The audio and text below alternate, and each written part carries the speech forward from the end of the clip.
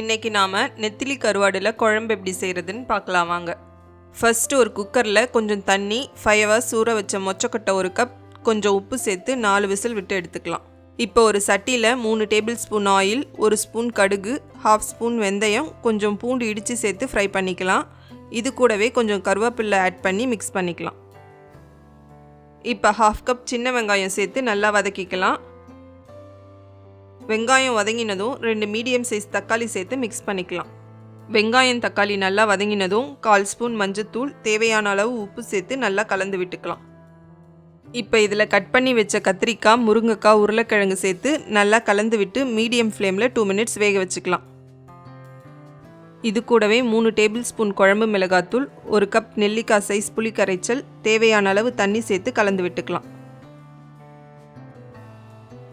இப்போ வேக வச்ச மொச்சக்கொட்டை சேர்த்து மிக்ஸ் பண்ணிக்கலாம். குழம்பு கொதிக்க ஸ்டார்ட் ஆனதும் 1 கப் க்ளீன் பண்ணி வச்ச நெத்திலி கருவாடை ஆட் பண்ணி 10 minutes மீடியம் ஃப்ளேமில் குக் பண்ணிக்கலாம். 10 minutesக்கு அப்புறம் குழம்புல எண்ணெய் நல்லா பிரிஞ்சு வந்ததும் டேஸ்டியான நெத்திலி கருவாட்டு குழம்பு ரெடி.